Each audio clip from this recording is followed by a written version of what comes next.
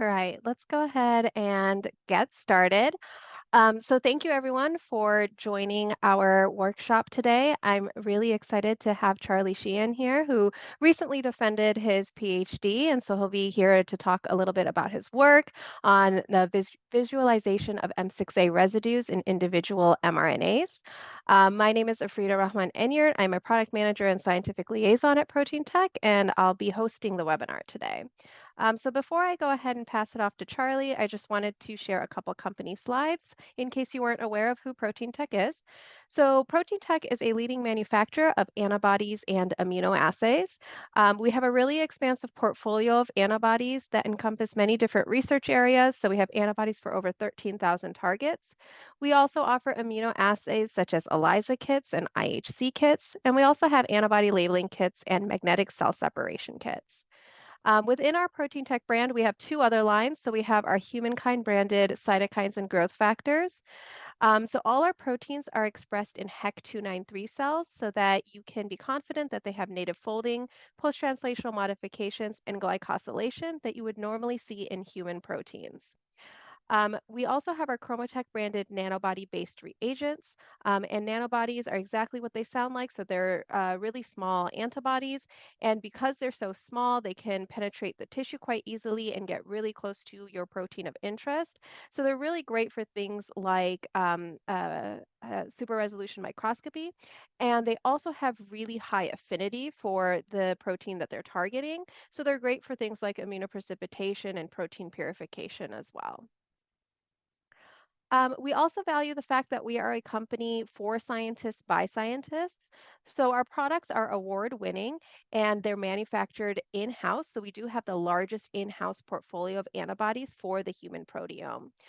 We also know how important it is to have great validation data. So whenever we have new products, we do try to validate them in knockout, knockdown models.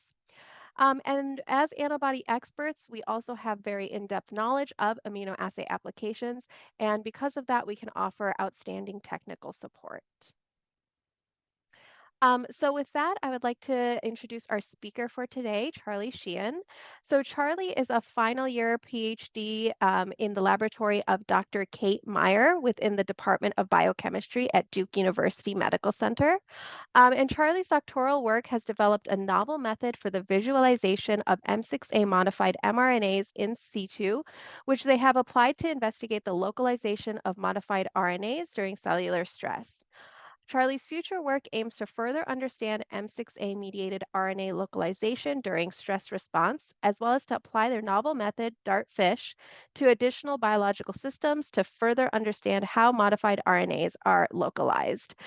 So with that, I'll go ahead and pass it off to Charlie. Thank you so much for being here and sharing your work with us. I know you did an earlier talk today, which turned out really great. We had some really great questions, so I'm really excited for round two. And if at any point you guys do have any questions for Charlie, please do put them in the chat in the Q&A box, and we'll address them at the end. So thanks again, Charlie. Let's see if I can share my screen.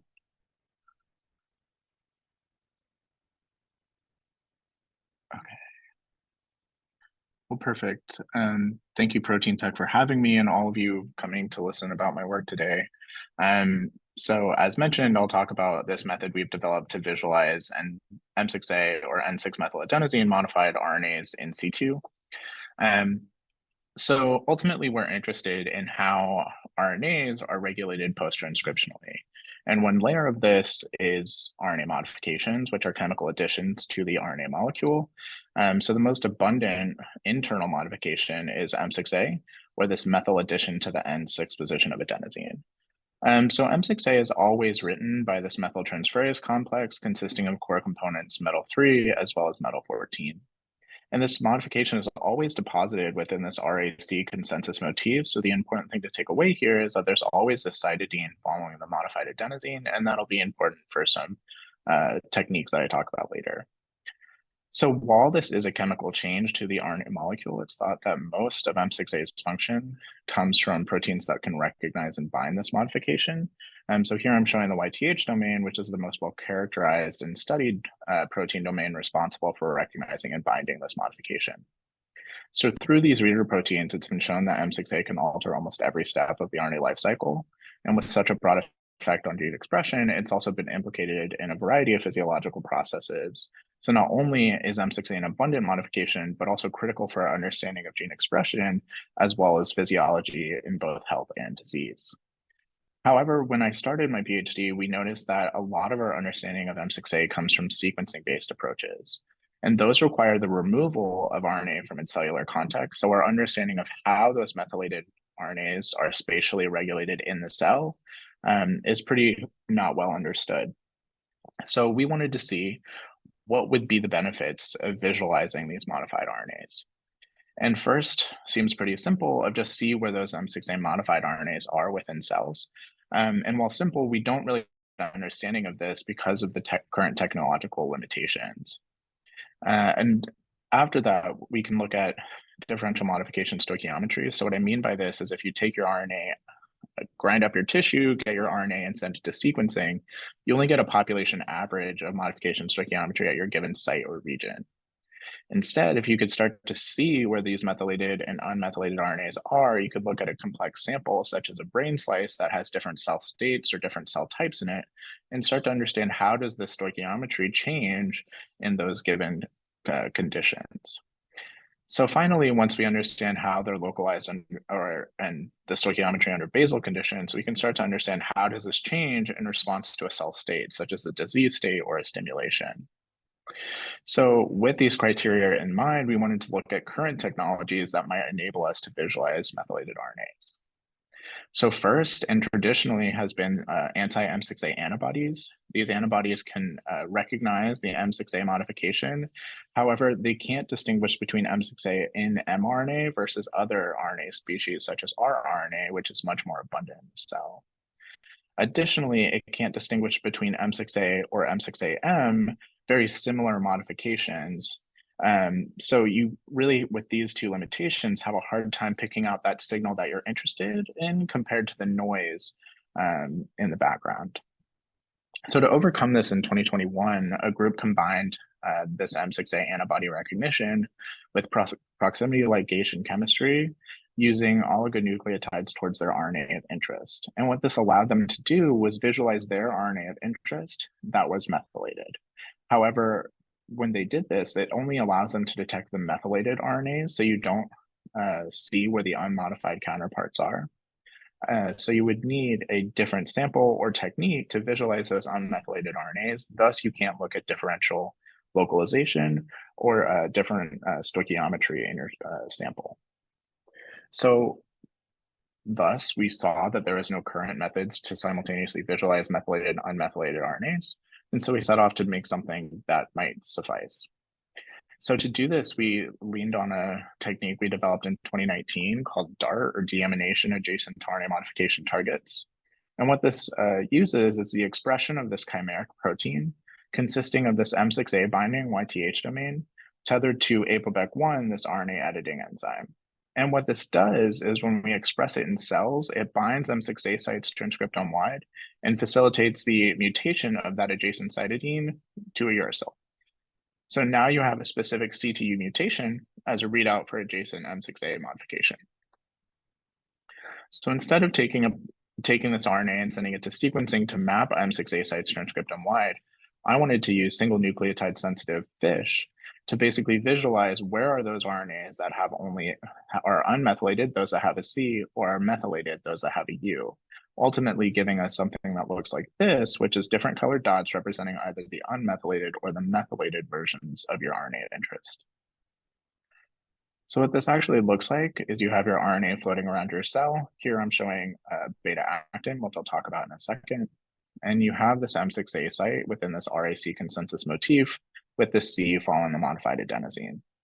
We can then express ApoBec-YTH, which comes in, binds this m6A site, and edits this adjacent C to a U. We then can fix and collect these cells and undergo reverse transcription in situ using a targeted primer downstream of our m6A site, generate a cDNA template, and degrade that original RNA molecule. And what this allows us to do is hybridize what's termed a padlock probe. And a padlock probe consists of this 40 nucleotide homology region that circularizes upon bonding. And the important key feature of a padlock probe is that this single nucleotide of interest, in this case, either the C or the U, is going to be at the very 3' end. And what this allows us to do is use ligation of this 5' phosphate and this free 3' hydroxyl to ask, is this base properly base paired? And only if that's properly base paired to that template will you get successful ligation and closure of the padlock probe. So only closed padlock probes can then go on to be rolling circle amplified to generate this DNA cloud, which has iterative motifs of this detection sequence I'm showing here in yellow. And we can recognize those using fluorescent oligos, which again translates that single nucleotide of interest into a fluorescent readout. So overall, it looks something like this. Again, APOBEC YTH expression to induce the CTU mutations adjacent to m6A sites, reverse transcription, probe hybridization and ligation, and ultimately fluorescent readout of those RNAs with a C, those unmethylated, or those with a U, those that are methylated. So to see if this idea would work out, we chose an m6A site within the 3' UTR of beta-actin. So this is a well-characterized RNA as well as well-characterized m6A site, identified both by us as well as other groups and methods. So we can show methylation at this site in both 293T as well as HeLa cells. And what you can see is using RT-qPCR-based relative m6A quantification, we can see that this site is methylated in these cell lines, but not a negative control site also found within the RIC motif. We can also show that expression of this APOBEC YTH induces that C2T mutation adjacent to our m6A site. However, if we express this control construct, this APOBEC YTH mutant, you no longer see editing at this site because you have that truncated YTH domain, less affinity for m6A, less editing adjacent to that m6A site. So we can target this site with 2 padlock probes, one looking for the C and one looking for the U. And when we wanted to confirm that these probes were specific, so we generated 2 reporter RNAs, one carrying the C and one carrying the U in the 3' UTR of beta-actin. And what you can see is that when we conducted DART-FISH or padlock probe rolling circle amplification, we can see that these probes are specific. The C probe only detects the C when we express the C RNA, but no signal in the U. And if we express this uRNA, we only see signal in the channel for using the U probe. And what this tells us is these probes are specific both for those single nucleotides of interest as well as don't cross-react with any mouse RNA, since we did this in a mouse M2A cell line, which doesn't have any endogenous human beta-actin. So next we wanted to confirm that this was actually m6A dependent. So we can use, we also wanted to test if we could detect endogenous methylated transcripts. So first we expressed APOBEC YTH in these cell lines, and what we can see is both unmethylated and methylated RNAs. Instead, if we express this YTH mutant construct, again, a truncated YTH domain, less affinity to m6A, less editing adjacent to that site, less detection of m6A modified RNAs. We can quantify this, and what we see is that on average, we see about 45% methylation at this site. However, this is pretty heterogeneous between individual cells. And this is much greater detection of those methylated RNAs compared to the not expressing that protein or expressing, again, that control construct. And just as a sanity check, we can show that what we see by RT-PCR and Sanger sequencing matches what we see with the microscope. So just a sanity check that what we see by sequencing and the microscope line up. So next we wanted to make sure that this was actually m6A dependent. So we can treat with a small molecule inhibitor of metal 3. So inhibiting this methyltransferase complex, reducing m6A levels globally. We can show that there's a loss of methylation at this site by, again, using the RT-qPCR-based relative m6A quantification. And if we then conduct our FISH, we can see that in the DMSO condition, you have both unmethylated and methylated RNAs that you can detect. However, when we treat with a small molecule inhibitor, we see a loss of the detection of those methylated RNAs. We can break this down and look at individual RNAs. So in total, we see no difference in the total number of transcripts that we're detecting between DMSO or our inhibitor. However, if we break this down into unmethylated and methylated, we see an increase in the unmethylated RNAs detected and a decrease in the methylated RNAs detected, as we might expect. We can also show this as about a 60% decrease in the proportion of methylated transcripts detected. And again, what we see under the microscope is similar to what we see in an RT-PCR Sanger sequencing experiment. So just to make sure this isn't a fluke of beta-actin, we can look at another gene, hnRMPA1, which has a m6A site at position A1225, which is methylated about 35% of the time. We can again use the small molecule, and what we see is treatment with DMSO, we can detect methylated RNAs. However, when we treat with this small molecule, we see less of those methylated RNAs like we might expect. We again can show this as a loss of those methylated RNAs that we're detecting, as well as about a 60% decrease in the proportion of methylated transcripts. And once again, what we see under the microscope matches what we see in a sequencing-based approach, so just using those orthogonal methods to make sure that we're getting the same answer. So now that we think that we're actually detecting methylated RNAs and can show that this is due to we can inhibit this when we inhibit the methyltransferase complex, we can go on and show, we wanted to ask, can we see and accurately measure m6A stoichiometry in single cells? So to do this, we have a single cell sequencing data set or a single cell DART-seq data set that we can use to baseline our microscopy approach to a single cell sequencing data set and the relative methylation found in single cells. So to do this, we use this m6A site in the 3' UTR of hnRMP. And when we conduct DART-FISH in 293 T cells, what we see is even in the same field of view, heterogeneous levels of methylation at this site in individual cells. When we compare this to our single cell DART-seq data set, we see that there's a very similar distribution of methylation as well as average levels of methylation detected. So what this tells us is that we can accurately see those changes in single cell m6A stoichiometry under the microscope as similar to how we would with a single cell sequencing data set. And we can also show this as a histogram just to show that the distribution of methylation that we're detecting is very similar between these two assays. However, both m6A sites that I've showed you thus far have been relatively abundant as well as relatively highly methylated. So we wanted to target this site in EEF1A1 at position A167, which was found in our single cell data set to only be methylated about in 1% of cells. So when we conducted DART-FISH targeting this site, what we saw was plenty of unmethylated RNAs. And again, we saw heterogeneity in the levels of methylated RNAs that we were detecting, especially from cells within the same field of view. But when we compared this to single cell DART-seq, what we saw was that we are finding a lot of cells that had methylation of the site, but in less than 5% of its RNAs. And we reasoned that we might be missing these sites in our single cell sequencing data set because of this lower editing threshold of 10% that we use to accurately call sites.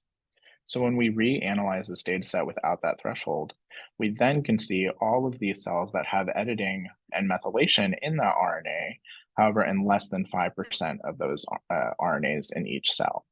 So cells frequently methylate this, rarely methylate this site, but most cells do methylate this site just in less than 5% of the RNAs. And once again, we can show this as a histogram. Just once we lose those thresholds, we start to see that agreement between DART-FISH and single cell DART-seq. So again, just showing what we see under the microscope baselines really well with a single cell sequencing data set. So now you don't have to do that single cell sequencing. You can just throw your favorite RNA under the microscope. But we wanted to push this a step further. And we reasoned that because of the initial reverse transcription step, we could potentially isolate specific transcript isoforms and look at the methylation specifically in those isoforms using DART-FISH. So to test this out, we chose two isoforms of the mouse beta-actin gene, which have two isoforms formed by alternative polyadenylation site in the 3' UTR. And what this allows us to do is if we place this reverse transcription primer downstream of that APA site, we can specifically visualize and isolate those long isoforms. So first, I just validated that these isoforms were both expressed in 3 different mouse cell lines of different origins. And then I can conduct DART-FISH targeting the site and see if I can detect methylation in that long isoform. So what we can see in all three of these cell lines is that there is expression of this long isoform and the unmethylated version in all three of these cell lines. However, when we look at methylation at this site, we observe that in N2As, there's a fair amount of methylation at this position. However, in 3T3, there's rarely methylation, and in mHIPOE2s, it falls somewhere in the middle. And we can quantify this and again show expression of that long isoform in all three of these cell lines. However, when we look at methylation, again, we see that those N2A cells methylate this site around 20% of the time. However, that is fairly heterogeneous between individual cells. And 3T3s rarely methylate this site, with mHIPOE2 sitting somewhere in the middle. So next we wanted to look at isoform specific isoform differential methylation between different isoforms. And we did this with long read sequencing. And what we saw between the long and short isoform was that in a single cell, or a single cell line, you don't see a major difference in the proportion of methylation in those different isoforms. However, again, similar to DART fish, we did see that those different cell lines methylate this site to a different degree compared to one another. So that's interesting. So hopefully thus far I've convinced you that with DART-FISH, we can simultaneously detect m6A modified and unmodified transcripts. This is dependent on that YTH domain binding of ApoBec YTH, as well as is metal-3 dependent. We can accurately measure m6A stoichiometry in single cells without having to do single cell sequencing, as well as we can push this a step further to visualize specific isoforms of interest by using DART-FISH. So next, with this technique in hand, we wanted to go on and answer some biology. So when cells undergo stress, they form these RNA protein granules called stress granules, and they're marked by known protein components, such as I'll be using here, G3BP1. And these granules consist of a lot of RNA binding proteins, again, those G3BP1s, as well as TR, but along with a lot of those m6A m6A readers. In 2017, a group published the transcriptome of these granules and showed that some RNAs accumulate in these granules more than others. Thus asking the question, what is the difference between these RNAs and what is the characteristic driving their accumulation? This led several groups to suggest that m6A was really important for this recruitment. However, this has been debated in the literature over the last couple of years, and most importantly, none of these studies had methods to visualize individual m6A modified RNAs. So with DART-FISH in hand, we wanted to see, could we address this question, at least somewhat, to see where these modified RNAs are going during cellular stress. So to do that, we use super resolution microscopy, and we can stain for these stress granules using G3BP1. We can see the formation of these stress granules after 1 hour of sodium arsenite treatment, the gold standard of what those other studies used. And we can see that when we target this m6A site in beta-actin, both the unmethylated and the methylated RNAs, and we can zoom in and see both the unmethylated as well as methylated RNAs in the proximity of these granules. We can also show this as two different Z-planes, again, seeing those methylated and unmethylated RNAs in the proximity. However, when we quantified this, we saw that compared to total, there is no difference between the unmethylated and methylated RNAs and the frequency with which they co-localize, suggesting that having this m6A is not sufficient to preferentially recruit you to these granules. So just to make sure this isn't a fluke of beta-actin, we looked at another transcript, this hnRNP-A1 RNA with, again, that m6A site in the 3' UTR. And what we see is, again, the unmethylated and methylated RNAs in the proximity of these granules. However, when we quantified this compared to total, we saw no difference between the unmethylated and methylated RNAs and their frequency with colocalization. So at least for these RNAs and these m6A sites, it seems that having that methylation is not sufficient to enhance your localization to these stress granules. So next we wanted to look and see if there is a dynamic change in m6A following cellular stress, which had been reported in the literature. So when we looked at the hnRNP site, we saw that there was no change in the number of transcripts detected or in the proportion of methylated transcripts. However, when we looked at the site in beta-actin, what we noticed was following arsenite treatment, we saw a slight loss of transcripts that are detected. And if we broke this down into unmethylated and methylated RNAs, what we observed was there was an even more significant depletion of those unmethylated RNAs, and we observed no change in the number of methylated RNAs, suggesting that this m6A site might be stabilizing in the presence of cellular stress. So we can also show this as an increase in the proportion of methylated transcripts following cellular stress, as well as what we see under the microscope matches up pretty well with what we see by an RT-PCR and Sanger sequencing approach. So this method allows us to look at individual methylated RNAs to potentially get insights into how they might be differentially regulated during cellular processes such as the cellular stress response. So with that, I'll go ahead and conclude. So we developed this method termed DARTFISH, which enables the simultaneous visualization of m6A modified and unmodified RNAs. We've been able to apply this to measure single-cell m6A stoichiometry at single-cell resolution, as well as we can apply this to answer ongoing questions in the field, such as the localization of m6A modified RNAs during the cellular stress response. And so at least for those RNAs that we looked at with those m6A sites, it seems that m6A is not sufficient to drive their preferential recruitment to stress granules. However, it's important that we think of the limitations of this study. So first is that this method does require the expression of the APOBEC-YTH transgene in your system of interest. So this really limits the biological systems or the questions that you can ultimately ask. So we have reasoned that could we develop further strategies such as viral or in vitro delivery of this transgene that might enable broader questions to be asked. And to this end, we can virally deliver APOBEC-YTH to primary hippocampal neurons and map m6A using the DART-seq approach. So here I'm just showing a metagene analysis showing the quintessential distribution and enrichment of m6A at the stop codon. So we can accurately map m6A in the system, and now it's applying the DARTFISH technology to see where those RNAs are going. Next is the temporal resolution of APOBEC-YTH editing. So once you edit that RNA, that edit site will stick around for the lifetime of that RNA. So it's important to understand that the limitations of that RNA could be methylated and have that methylation erased while that editing still exists, or the contrary, where you have a methylated RNA that was never edited for whatever reason, either steric hindrance or APOBEC-YTH just couldn't access that methylation site. So you have to there is a positive and negative signal in that system that we are still working to fully understand, but we don't believe it's too noisy.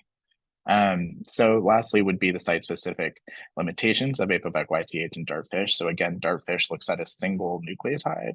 So it'll be important to use these methods such as ETAM-seq and GLORY, which have recently come online as absolute single nucleotide m6A mapping methods to correctly correlate those CTU mutation sites with the actual m6A site in the RNA.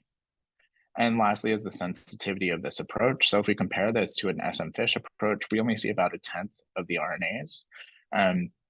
So we're really limited in what RNAs we can focus on. So past work and current work is working to optimize this system.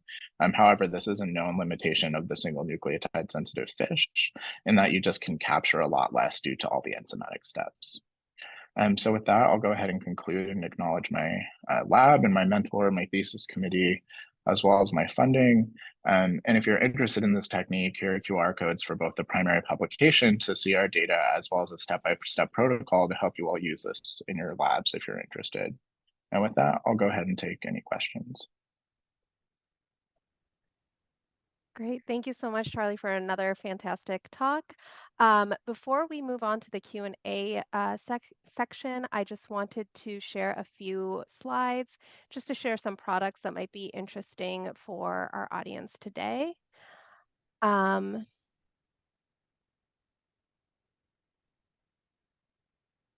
right. So Proteintech does have the largest portfolio on the market of primary antibodies and kits for studying RNA methylation.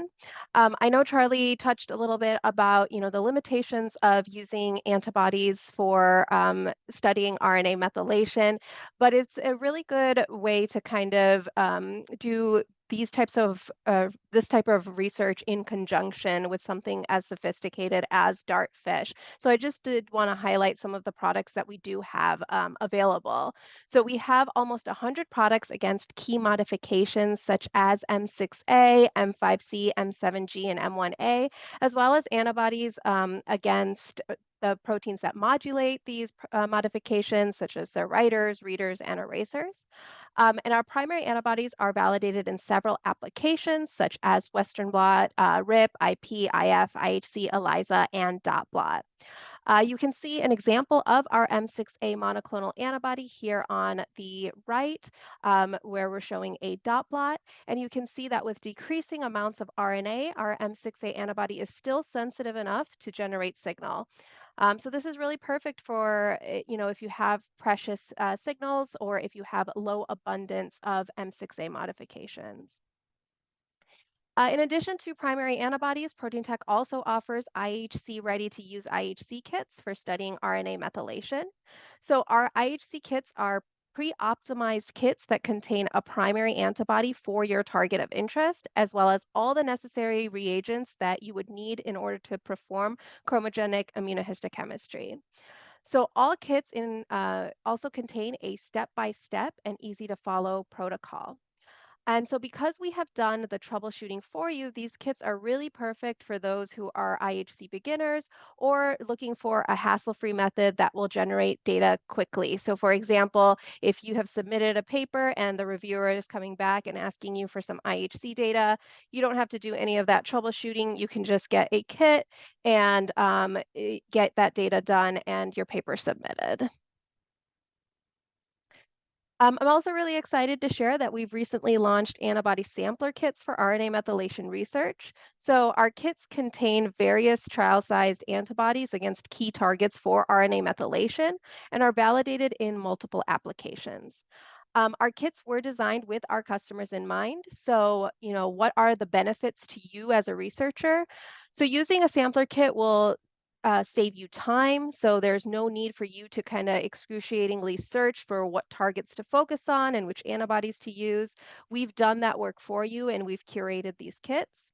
The kits are also convenient since they allow you to analyze multiple key targets with just one product, and they are also cost effective since our kits include multiple 20 microliter trial sized antibodies. So it's really great for new projects where you might want to test out a few different targets and antibodies. We recently launched 3 sampler kits for RNA methylation research. So on the right is a chart showing what is included in our m6A Essentials antibody kit. So the kit includes 8 antibodies against m6A writers, erasers, and readers, as well as an antibody to analyze the modification itself. And you can see that all the antibodies are validated in at least Western blot and ELISA, and many of them are also validated in several other applications as well. The other 2 sampler kits that we have released are our RNA methylation Essentials and Expanded kit. So our Essentials kit is comprised of 4 trial-size antibodies against the modifications M6A, M5C, M7G, and M1A. And the Expanded kit contains 12 antibodies against various writers, readers, and erasers. As you can see, these antibodies are also validated in multiple applications. And then I just wanted to end with, as an attendee of today's webinar, you will be receiving a follow-up email that will have a recording of this event. You will also receive a certificate of attendance, as well as a link to request a 20 microliter free antibody sample of one of these antibodies listed here. You can also scan the QR code if you wanted to fill the form out right now, but you will receive a follow-up email within the coming week. So with that, I can go ahead and start the Q&A session for Charlie. If at the end of the workshop you do have any other questions, please don't hesitate to email us at events@ptglab.com, or you can email Charlie directly at c.sheehan.95@gmail.com. And if you liked today's workshop and you want to learn about any of our upcoming webinars, please do follow us on social media because we post about all our upcoming events there. So with that, I will go ahead and begin the Q&A. So the first question is, could the APO1 YTH distinguish m6A and m1A? Yeah, I think it should. To my knowledge, the YTH domain should not be binding M1A. I know that it does distinguish between M6A and M6AM, which are more similar. So I would imagine that it should. Okay, great. There's also a question in the Q&A asking about how our antibodies are validated. So that's, I guess, a question for me. So all our antibodies are validated in Western blot and ELISA, and then other applications if applicable or if necessary. And whenever possible, we do use knockdown, knockout models. So I hope that answers your question. Um, And then there's someone else who's asking whether they can have access to the PowerPoint. Are you okay sharing your slides, Charlie? I can send them in a follow-up email.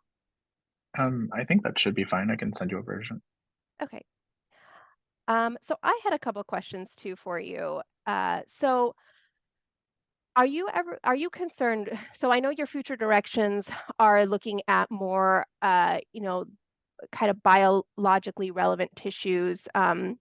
So are you concerned about the endogenous binding of readers or other m6A binding proteins to m6A that might compete with your YTH APO1 system? Yeah, that's a good question. So we do know that we do miss some M6A sites. What that reason is, we're not sure. It could be a really strong other RNA binding protein or reader or something. Um, but however, when we've done for this assay, like a proteinase treatment prior, we don't see a massive change in the number of RNAs detected. So we don't think it's inhibiting the detection of a lot of RNAs. Um, and we also think that this interaction is pretty transient, so it shouldn't blow up any interactions of that RNA with its native RBPs. That makes sense. And then if you're looking at different conditions, you would assume that the proportions would at least be the same. Yeah, That's what we'd that hope. makes Yeah. sense. Yeah, right, ideally. So there's another question asking, has dartfish been tried in tissues, and if so, what tissues? Yeah. So we're currently trying that now. So we have a paper that has just been, I guess, accepted recently that describes a dart mouse. So we've been using it in mouse brain tissue slices, and we're still trying to optimize that to get enough uh, signal to noise to basically make good site calling.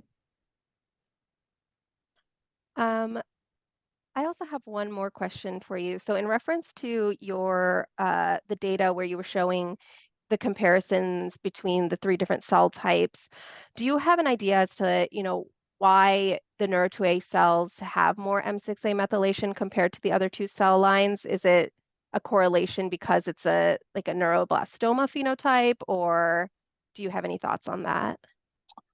We don't know, and it depends on the RNA and the m6A site. So we do show, I think, in the paper that there are other RNAs that have similar methylation across different cell lines or different patterns of methylation. So what actually drives that, we're not sure, but it's a really interesting question to understand why cells, even of the same cell type in the same dish, why you might have differential modification at a given site. All right. Well, thank you. I think that was all the questions. If after the webinar has ended, you do have any questions, please do email Charlie directly. And I just wanted to thank you once again for doing this talk, not once, but twice for us so that we could have our global audience. And thank you everyone for joining today. So with that, I will go ahead and end the webinar. Have a great rest of your day.